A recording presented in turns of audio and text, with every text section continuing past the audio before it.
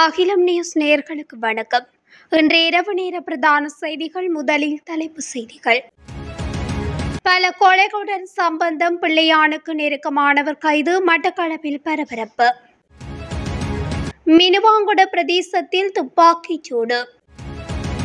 திருகோணமலையில் விவசாயிகளுக்கு காற்றெடுத்த துப்பாக்கிகள் வழங்கி வைப்பு. கொழும்பில் மாபெரும் போராட்டம், குவிக்கப்பட்டுள்ள போலீசார்.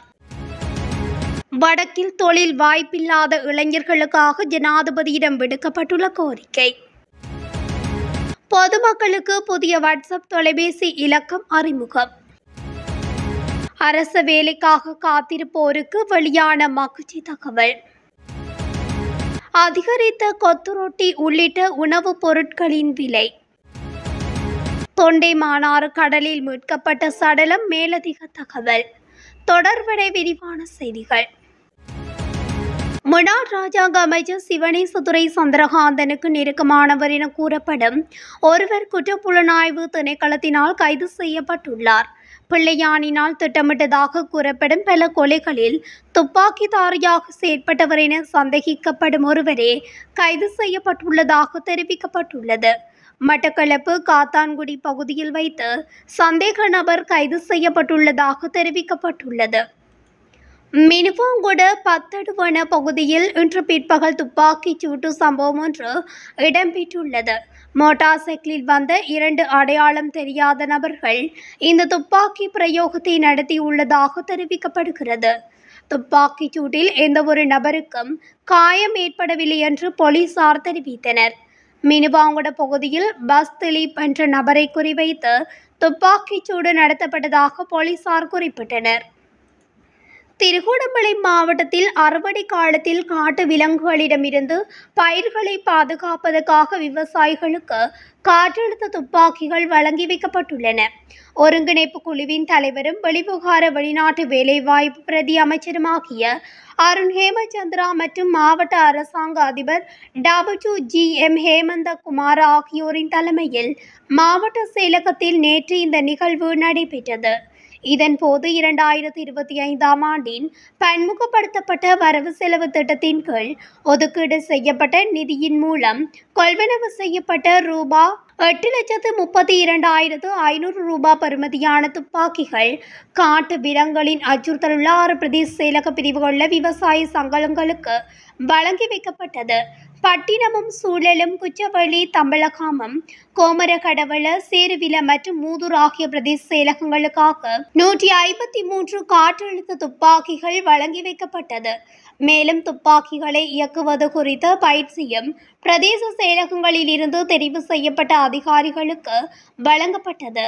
இதன்போது மாவட்ட மேலதிக அரசாங்க அதிபர் சுதாகரன், பிரதம கணக்காளர் ஜெயபாஸ்கர், கணக்காளர் AL பிரசாத், விஜயசிங்கம், மாவட்ட திட்டமிடல் பணிப்பாளர் K விஜயதாசன், மாவட்ட உதவி திட்டமிடல் பணிப்பாளர் N கோவிந்தராஜன், மாவட்ட பதவி நிலை உத்தியோகத்தர்கள், பிரதேச செயலக அதிகாரிகள் பலரும் கலந்து கொண்டனர். அனைத்து பல்கலைக்கழக பிக்கு மாணவர் ஒன்றியம் கொழும்பில் பாரிய போராட்டம் ஒன்றை நடத்தியுள்ளது.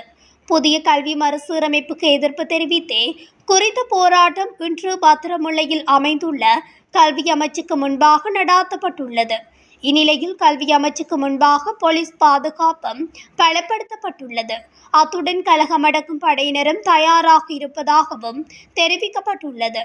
மேலும் நேதாரை பிரயோக வண்டியும் அங்கு நிறுத்தி வைக்கப்பட்டுள்ளது. வடக்கில் தொழில் வாய்ப்பில்லாத இளையோருக்கு அரச காணிகளை பகிர்ந்தளியுங்கள் என ஜனாதிபதிக்கு சபா குகதாஸ் கோரிக்கை விடுத்துள்ளார். இது தொடர்பில் அவர் மேலும் தெரிவிக்கையில், இளைஞர்களை நோக்கி நாட்டை வழிநடத்த வாருங்கள் என ஜனாதிபதி அனுரகுமார திசாநாயக்க அழைப்பு விடுத்துள்ளார். நாங்களும் அதனை வரவேற்கின்றோம். ஆனால் கொடிய யுத்தத்தால் பாதிக்கப்பட்ட வடக்கு கிழக்கு மாகாணங்களில் தமிழ் இளையோர் 1 லட்சத்துக்கு அதிகமானோர் தொழில் வாய்ப்புகளின்றி குடும்ப வறுமையில் அடிப்படை வாழ்க்கை பின்னடைவை சந்தித்துள்ளனர். 75% இளையோர் அடிப்படை மூலதனமின்மையால் அவர்களது பெறுமதியான இளமை காலம் இருண்ட யுகமாக மாறியுள்ளது. நாட்டை விவசாய ரீதியாக கட்டி வளர்க்க வேண்டும் என பல முயற்சிகளை மேற்கொள்ளும் உங்கள் அரசாங்கம் வடக்கில் தொழில் வாய்ப்பு இல்லாது தொழில் வாய்ப்புக்காக காத்திருக்கும் இளையோருக்கு அரச காணிகளை பகிர்ந்தளித்து ஆரம்பகட்ட வட்டியில்லாத கடன்களை வழங்கி விவசாயத்தை ஊக்குவியுங்கள். எதிர்கால நாட்டின் பொருளாதார நெருக்கடிக்கு கை கொடுக்கும் ஒரு இளைஞன் தனது குடும்பத்தையும் குடும்பம் சார்ந்த பொருளாதாரத்தையும் சந்தோஷமாக பேணுகின்ற போது தான் நாட்டை பற்றி சிந்திக்கின்ற மனநிலை உருவாகும். கடந்த கால ஆட்சியாளர்கள் போன்ற இளையோரையும் அவர்களது அடிப்படை பிரச்சனைகளையும் புறம் தள்ளி ஒருபோதும் நாட்டை முன்னோக்கி கொண்டு செல்ல முடியாது. கடந்த கால உண்மையை உணர்ந்து இளையோரின் எதிர்காலத்தை ஒளிமயமாக்க அரச காணிகளை உடனே பகிர்ந்தளியுங்கள் என அவர் தெரிவித்துள்ளார். காவல்துறை அதிபர் அலுவலகத்தை நேரடியாக தொடர்பு கொள்ளும் வகையில் பொதுமக்களுக்காக ஒரு புதிய வாட்ஸ்அப் இலக்கத்தை காவல்துறையினர் அறிமுகப்படுத்தியுள்ளனர். குற்றங்கள் மற்றும் பல்வேறு பிரச்சினைக்குரிய சூழ்நிலைகளின் போது பொதுமக்களுக்கு அறிவிப்பதற்காக காவல்துறை அதிபர் சட்டத்தரணி பிரியந்த வீரசூரியவினா குறித்த வாட்ஸ்அப் இலக்கம் அறிமுகப்படுத்தப்பட்டுள்ளது.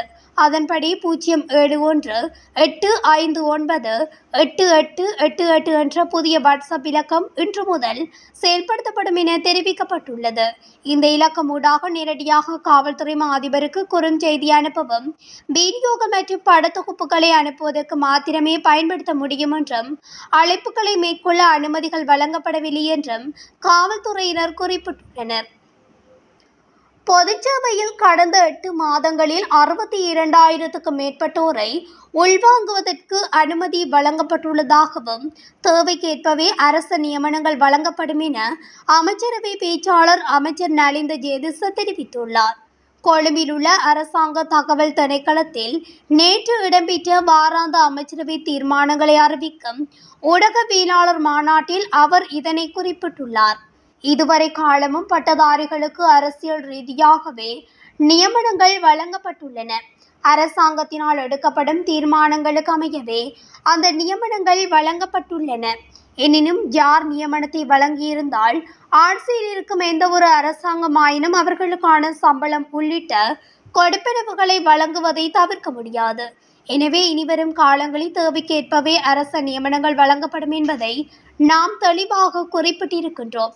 இதற்காக பிரதம செயலாளர் தலைமையில் விசேட குழு ஒன்று நியமிக்கப்பட்டுள்ளது. அந்த வகையில் கடந்த 8 மாதங்களில் 62,314 பேரை அரசு சேவையில் உள்வாங்குவதற்கு அனுமதி அளிக்கப்பட்டுள்ளது. அவற்றில் சில நியமனங்கள் நிறைவடைந்துள்ளன, சிலவற்றுக்கு போட்டி பரீட்சைகள் இடம்பெறவுள்ளன, சிலவற்றுக்கு நேர்காணல்கள் இடம்பெறவுள்ளன. எனவே தேவைக்கேற்ப உரிய காலகட்டத்தில் நியமனங்கள் வழங்கப்படும். எனவே ஆர்ப்பாட்டங்களில் ஈடுபட்டு நியமனங்களை கோர வேண்டியதில்லை என தெரிவித்துள்ளார். நாட்டின் சில பகுதிகளில் கொத்து ரொட்டி, முட்டை அப்பம் மற்றும் முட்டை சார்ந்து உற்பத்தி செய்யப்படும் உணவுப் பொருட்களின் விலைகள் மிகவும் அதிகமாக காணப்படுவதாக நுகர்வோர் கவலை தெரிவிக்கின்றனர். முட்டை மற்றும் பிற மூலப்பொருட்களின் விலைகள் ஓரளவுக்கு குறைந்திருந்தாலும் இந்த முட்டை சார்ந்த உணவுப் பொருட்களின் விலை குறையவில்லை எனவும் அவர்கள் தெரிவிக்கின்றனர். இதேவேளை ஒரு முட்டையின் விலை ரூபாய் 29 தொடக்கம் 33 ரூபாய் வரை விற்பனை செய்யப்படுகிறது. பல்வேறு உணவகங்களில் கொத்து ரொட்டியின் விலை மிக அதிகமாக இருப்பதாகவும் முட்டையப்பம் மற்றும் முட்டை ரொட்டியின் விலைகள் சமமாகவும் அதிகமாகவும் இருப்பதாகவும் நுகர்வோர் குற்றம் சுமத்துகின்றனர். இது தொடர்பாக நுகர்வோர் அதிகார சபை தலையிட்டு மக்களுக்கு சில சலுகை திட்டங்களை வகுக்க வேண்டும் என்று நுகர்வோர் கோரிக்கை விடுக்கின்றனர். யாழ்ப்பாணம் தொண்டைமானாறு கடல் நீரேரியிலிருந்து பெண்ணின் சடலம் இனங்காணப்பட்டுள்ளது. நேற்று மாலை மீன்பிடி நடவடிக்கையில் ஈடுபட வந்த மீனவர்கள் கடலில் சடலம் ஒன்று மிதந்து இருப்பதைக் கண்டு அவசர தொலைபேசி இலக்கத்துக்கு தகவல் வழங்கியிருந்தனர். சம்பவ இடத்துக்கு வந்த அச்சுவேலி போலீசார் மற்றும் தடயவியல் போலீசார் சடலத்தை மீட்டு யாழ்ப்பாணம் போதனா வைத்தியசாலைக்கு அனுப்பி வைத்தனர். இதேவேளை அச்சுவேலி தோப்பூரைச் சேர்ந்த பெற்றோர் அச்சுவேலி போலீஸ் நிலையம் சென்று தமது மகள் வீடு திரும்பவில்லை என முறையிட்டனர். செல்வச்சந்நிதி முருகன் ஆலயத்துக்கு சென்ற மகள் திரும்பவில்லை என முறையீட்டு செய்துள்ளதாக கூறப்படுகிறது. சம்பவத்தில் செல்வச்சந்நிதி முருகன் ஆலயத்துக்கு சென்ற ராசசிங்கம் சுபாசினி வயது 40 என்பவரே சடலமாக மீட்கப்பட்டுள்ள சம்பவம் துயரத்தை ஏற்படுத்தியுள்ளது. மரணத்திற்கான காரணம் வெளியாகாத நிலையில் போலீசார் மேலதிக விசாரணைகளை முன்னெடுத்து வருகின்றனர். இத்துடன் அகிலம் நியூஸின் இன்றைய இரவு நேர பிரதான செய்திகள் நிறைவடைகின்றன. தொடர்ச்சியாக செய்திகளை அறிந்து கொள்ள அகிலம் நியூஸ் ஊடகத்துடன் இணைந்திருங்கள். நன்றி, வணக்கம். அகிலம், மாற்றத்திற்கான மக்கள் குரல். இந்த வீடியோ பிடிச்சிருந்தா லைக் பண்ணுங்க, கமெண்ட் பண்ணுங்க, ஷேர் பண்ணுங்க. மறக்காம கீழே இருக்க பெல் ஐகானை கிளிக் பண்ணுங்க.